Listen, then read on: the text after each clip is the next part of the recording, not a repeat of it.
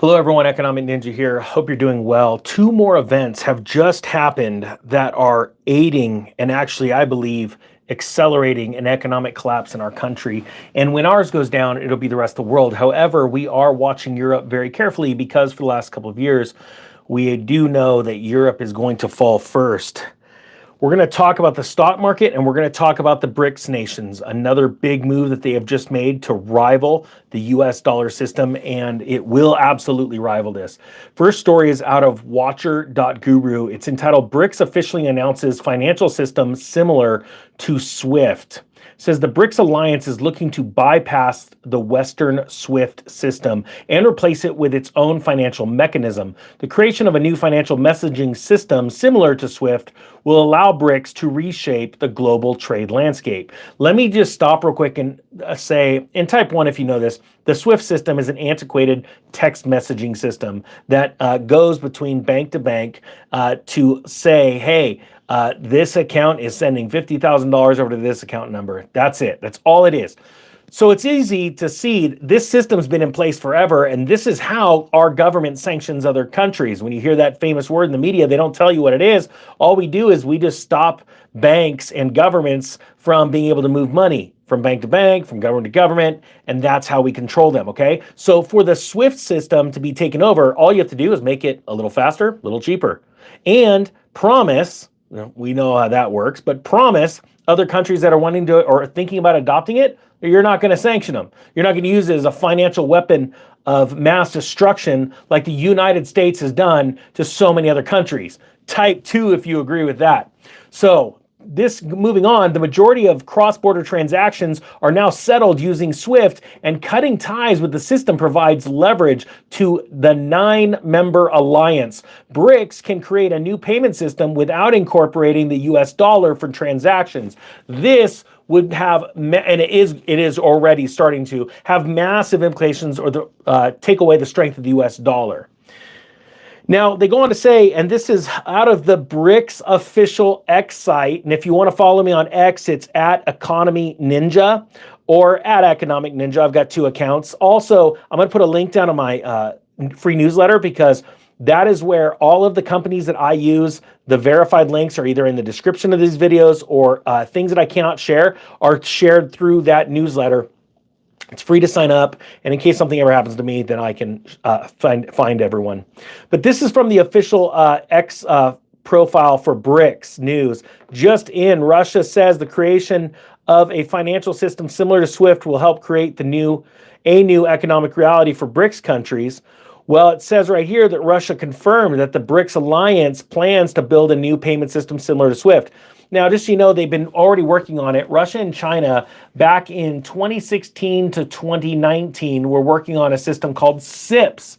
It is actually cheaper to use, much faster than SWIFT. I don't know the last time anyone wired funds from one account to another. Put down below how long it took. It is stupid. Now, I do know that the reality is it only takes 2 hours through SWIFT to wire funds because there are some accounts that I have that are very on it with their system, their SWIFT application system, and others, it takes 8 hours to go through, and then it takes 24 hours to confirm that. It's just absolutely disgusting to me. That's what blockchain fixes right away. You could just spend right away.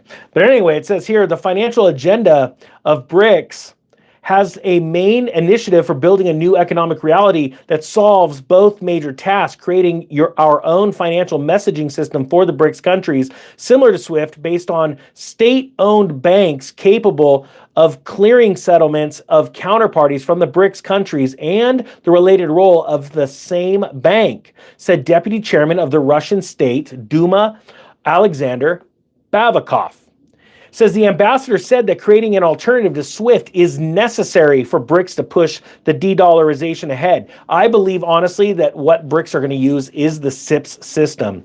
He says it's necessary to create a new financial a system of financial institutions. The new system must be technically compatible with the existing financial infrastructure of the participating countries, which includes integration with national payment systems, banks, and other financial institutions.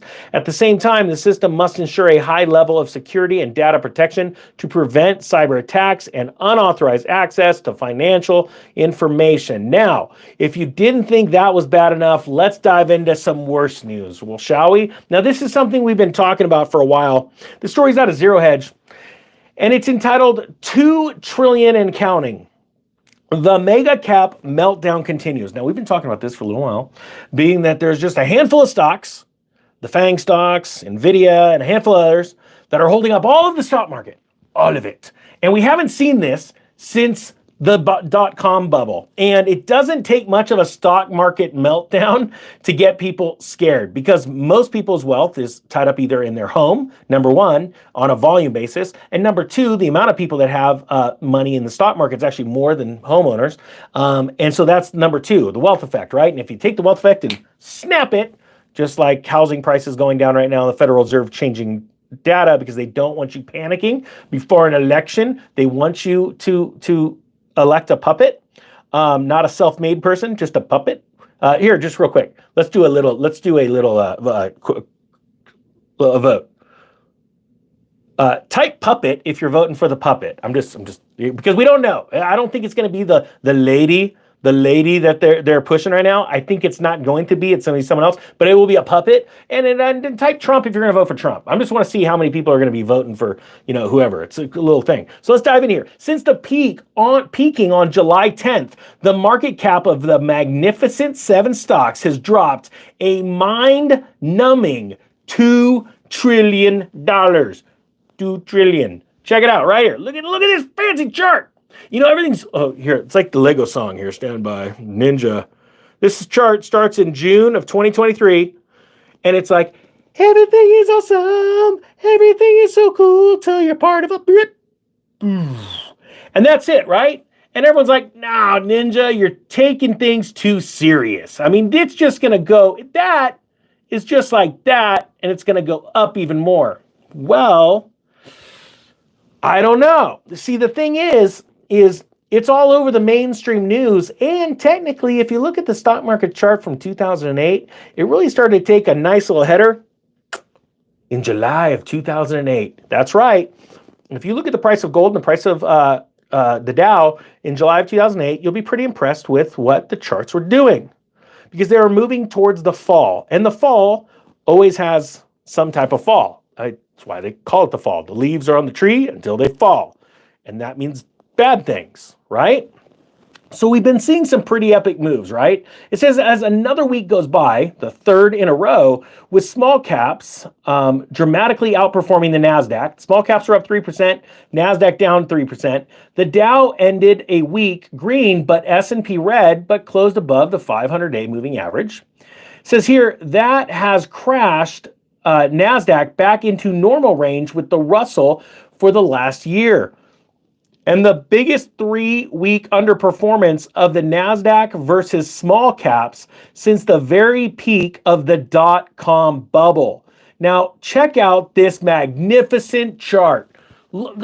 Stand by here. Let's just take a second to, oh gosh, it looks so amazing. Let's just take a second to just really drink this in, all right? Let's, hold on. I can't even get the whole chart in. All right, I'm going to have to do it sideways. All right. Remember, booms and busts. Booms and busts. It's a boom. That's really close, ninja fingernail, sorry. And a bust.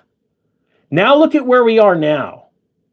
Now, what's interesting about this chart is the first boom, right? The NASDAQ and dot-com boom, that did not include massive stimulus. Yeah, sure, there was some financial aid mixed in here and there, right? But that was fully just speculation stock market. This one that we've been seeing all, right here and going up here, started with ultra low interest rates all the way through this period. And then right here, you see massive stimulus being shoved into a market because of COVID. Now it's popping. And what you need to understand, see that little middle finger in the first circle? That's a little middle finger right there. I don't know if you know what that means. That's some financial stuff right there. That's a financial middle finger. You're seeing it right here in the other circle. It's called a blow-off top, a panic top. And sure, you may see the stock market, the index is doing this a little bit, but what's coming next is down. Or actually, what would be really technical, the trader in me, let's tell you, that's actually a head and shoulders. If you blow up both of those circles, it's a head and shoulders.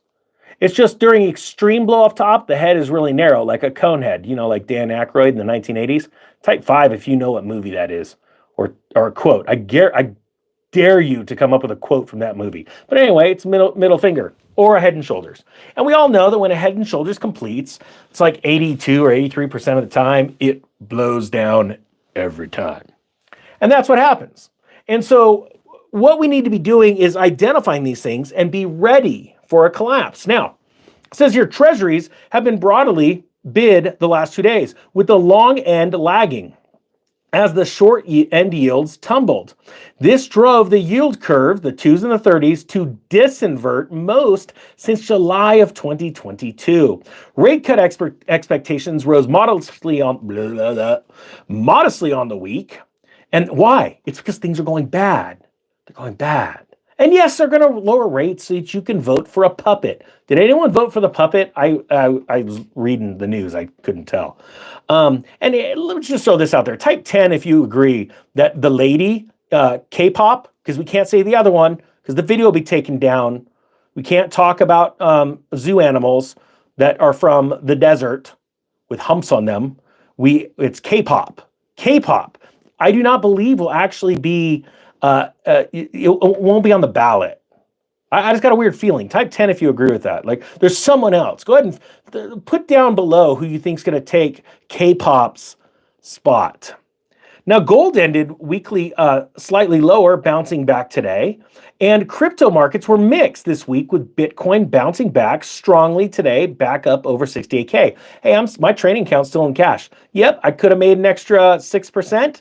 But I'm in cash because something doesn't feel right. Now, can I be wrong? Yes, I'm wrong all the time.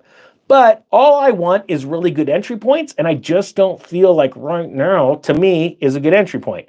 I have to wait to see. And yeah, sometimes that makes me lose an extra 5%, but it's better than losing 10. That's just me. I'm not telling you what to do. Oil prices ended the week lower, chopping around back into a tight technical range as it's been comfortable for months. Wasn't that just nice?